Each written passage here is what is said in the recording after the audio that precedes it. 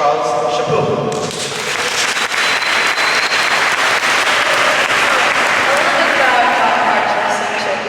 He's actually the first Native American Archbishop, so a round of applause for that.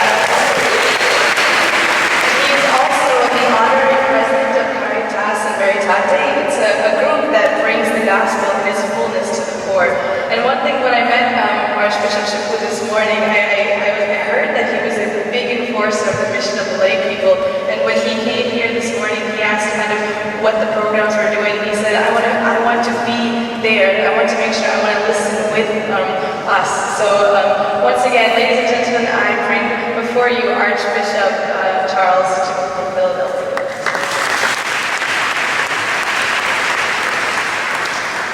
Good morning, everyone. Can you hear me in the back? Okay, good. I have a question. Who is the most important person in this room today? Jesus. Someone pointed to the cross. Jesus, right? Who's the second most important person in the room? Mary. Some people pointing at me. You're wrong. That's the reason I asked the question, is because most people in the church think that bishops are more important than lay people. And archbishops are more important than bishops, I guess. And then cardinals are more important than archbishops, and the pope is more important than anyone else. But none of that's true. Each of us has a particular role in the church that should be respected, and I hope you respect my role as a bishop. But if we look at ourselves through the eyes of God, every one of us in this room is the most important person. You know, God created you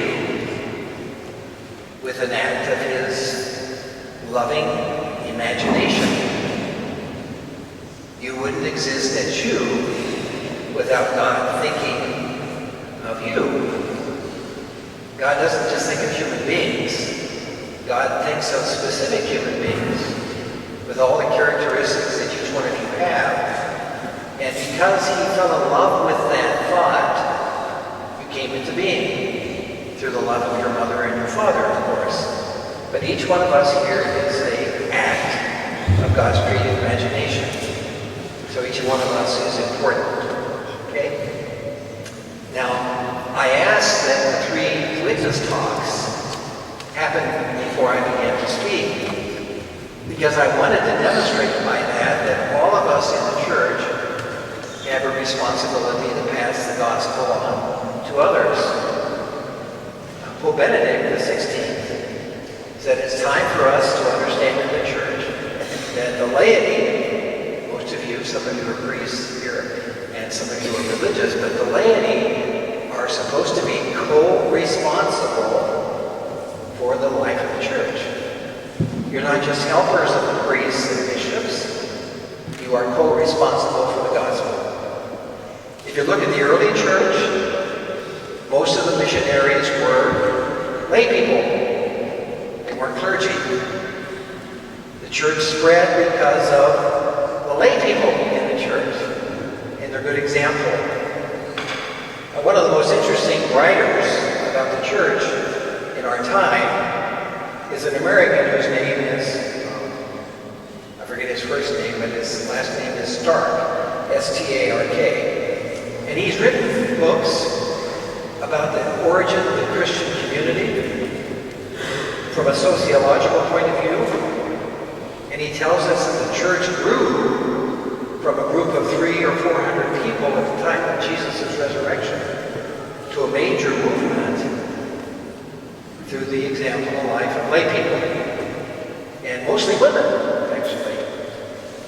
Most of the Christians in the early church in Rome were women whose good example brought their men to Jesus and also brought their neighbors to Jesus through acts of charity and mercy, which I'm going to get to in just a minute. You know, I'm supposed to talk about the theme of today. You know, there have been 3 themes. The first theme is, now is the time for mercy. Not sometime in the future, but now.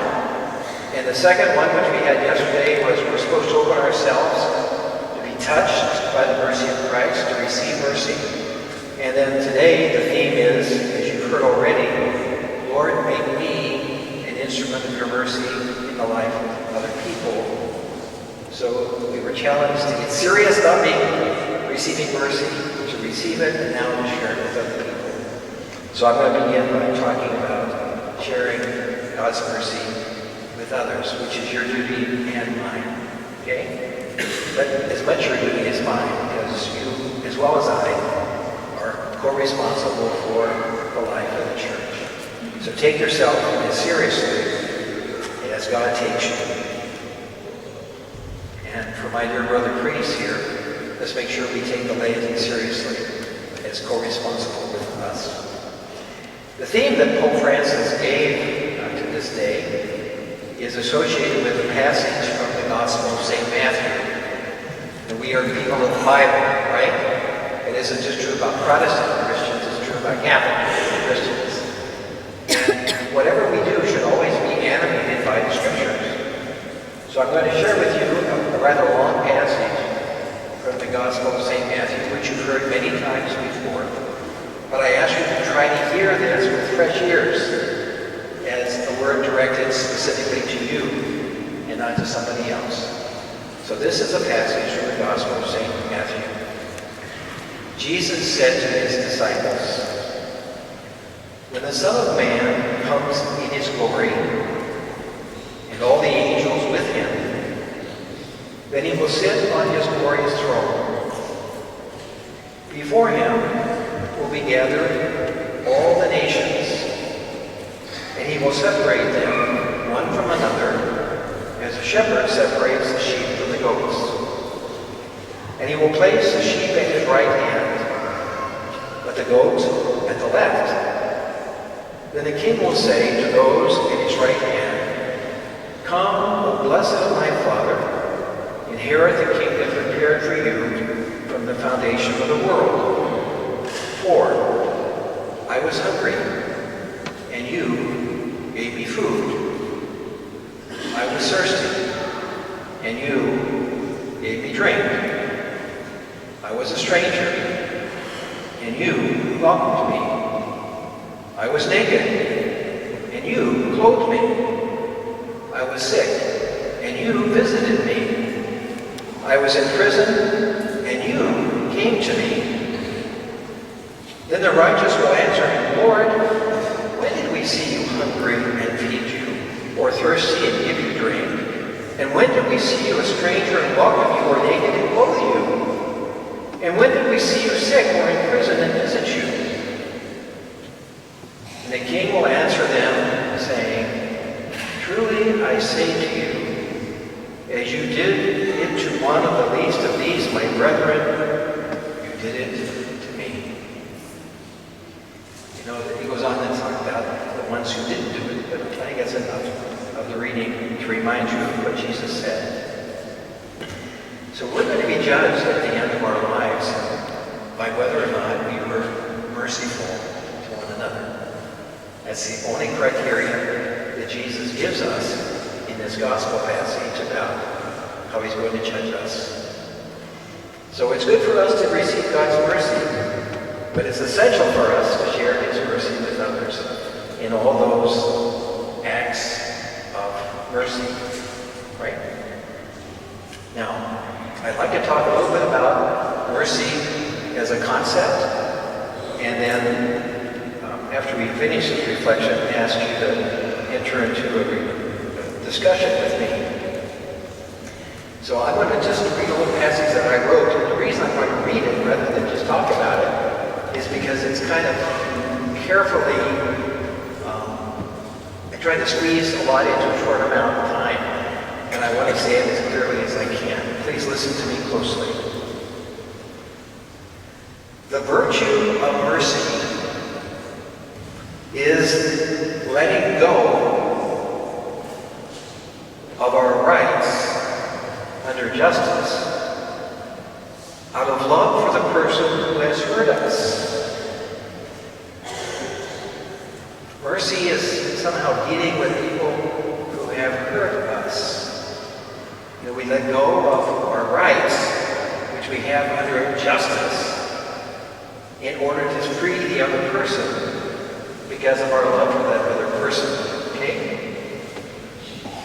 But I want you to notice that mercy does not exist in a vacuum.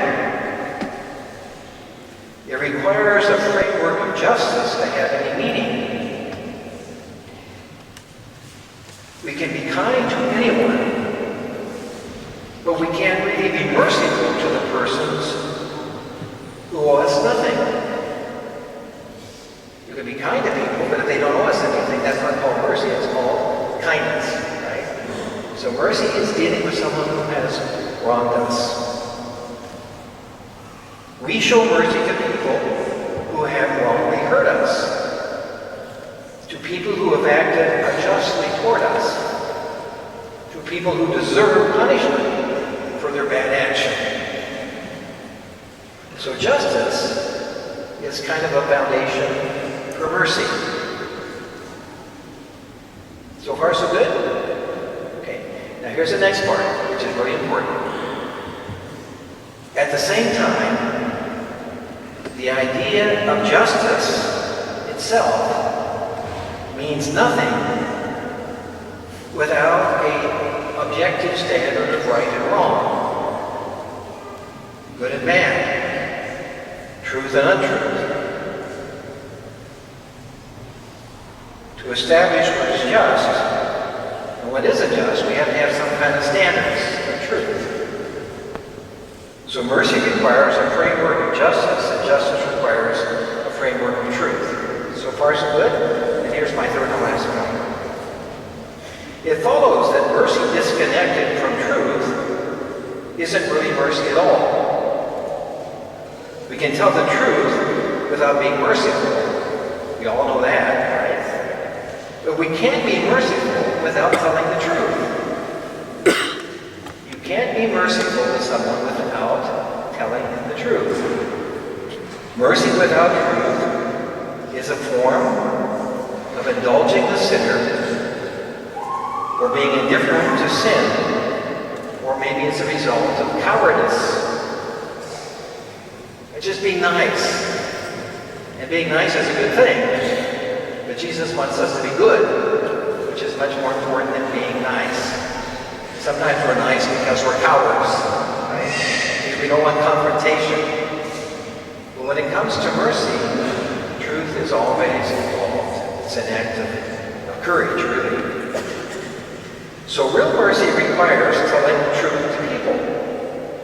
Patiently, kindly, but honestly.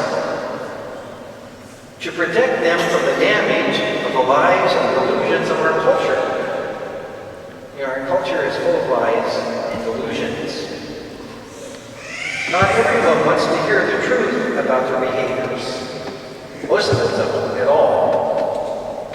Which means that mercy can easily be misunderstood and sometimes require great courage. Remember what we call mercy and justice. We call them virtues. For good reason. The English word virtue comes from the Latin word virtus, which means manliness, although women can be very virtuous. Virtus means manliness, courage, character, excellence. Leading a virtuous life is beautiful and rewarding, but it isn't easy. It demands that we become people of maturity, bravery, and substance. The famous English writer C.S. Lewis called Christianity a fighting religion. And by what he meant by that, but it requires a struggle against our own pride and selfishness. Christianity is not a religion for the cowardly. Okay? So remember that. It's so important.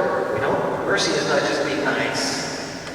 It's telling the truth, but then being forgiving, loving, kind in our relationships with other people. The devil hates the church. And the reason for that is that without the church, individual Christians are alone, and they are much more easily misled and cheated.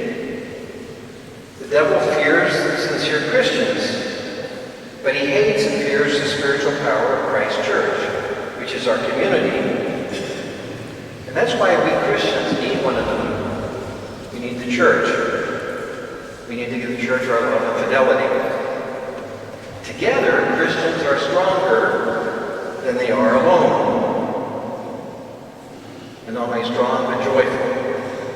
Because the courage and love we see in each other increases our courage and our love, and our spirit of mercy in our own hearts. So, my dear friends, what I'm really getting around to telling you is that if you're going to be the mercy of Christ in the lives of other people, you have to tell them the truth. And once they hear the truth and are challenged by it, they experience God's mercy, forgiveness, and love by your mercy and forgiveness and love in relationship to them. So God is calling us not to be nice guys, but to be good men and women who have the strength of bringing His mercy and love to the world by telling the truth and offering God's forgiveness and love. So that's what mercy is about. I'd like to close my poem of reflections with a passage from the diary of St. Faustina Kowalska. Have any of you been to her shrine during your days here in Poland? She's an extraordinary woman who has propagated the divine mercy devotions throughout the world today. But this is one of her prayers from her diary. Perhaps you've seen it somewhere. It goes this way. Help me, O Lord, that my eyes may be merciful, so that I may never suspect or judge from appearances, but look for what is beautiful in my neighbor's souls and come to their rescue. We have to have merciful eyes. Help me that my ears may be merciful, so that I may give heed to my neighbor's needs and not be indifferent to their pains and moanings. And we have to be sensitive to others. We have to listen to them. And if we listen, we'll see where they need to experience the mercy of Christ. Help me, O Lord, that my tongue may be merciful, so that I should never speak negatively of my neighbor, but have a word of comfort and forgiveness for all. You know, the tongue is an interesting part of our human anatomy. You know, I don't know where you stand on this question, but you know, one of the controverted issues in the liturgy of the Catholic Church today is whether we should receive communion in our hands or on our tongues. And people say, oh, we're not worthy to receive communion in our hands. But where do you sin most in your life? With your hands or with your tongue? Generally, for most of it's our tongue, right? That's the source of most of our sins. Gossip and harsh words against other people. So I think you can receive in your hands or on your tongue. But our tongues are not more worthy than the rest of our body. In fact, it's really the source of sin, as I said, for so many of us. She goes on to pray, help me, O Lord, that my hands may be merciful and filled with good deeds. Jesus' words to us in that gospel passage I mentioned. Help me that my feet may be merciful, so that I may hurry to assist my neighbor, overcoming my own fatigue and weariness. You know, most of the time we don't help others, not because we're mean, but because we're lazy. We're just tired of doing it, so we don't do it. So we ask the Lord to help our feet be merciful so we might run to people in their need. And finally, the last part of our prayer says, help me, O Lord, that my heart may be merciful, so that I myself may feel all the sufferings of my neighbor. We call that compassion, being able to suffer with other people. So, we ask the Lord to give us merciful eyes, to give us merciful ears, to give us merciful tongues, to Give us merciful hands and merciful feet, but mostly merciful hearts. Thanks so very, very much. God bless you.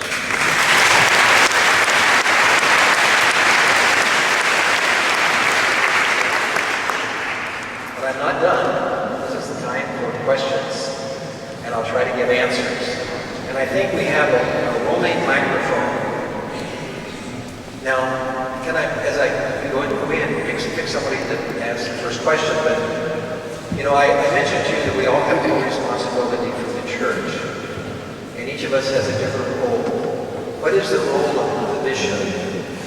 Is he the one that has all the answers? All the questions? No. No, the Lord set up authority of the church, like the authority I have as a bishop, to guarantee the unity of the church. Now, my role as a bishop, and more importantly, the role of Pope Francis as the Pope, is to guarantee the unity of the church. And not only unity of friendship among ourselves, but the fact that we will have unity with what was taught by the apostles. You know, this church of ours is one holy Catholic and apostolic, which means that we believe today the same things that the apostles taught and believed.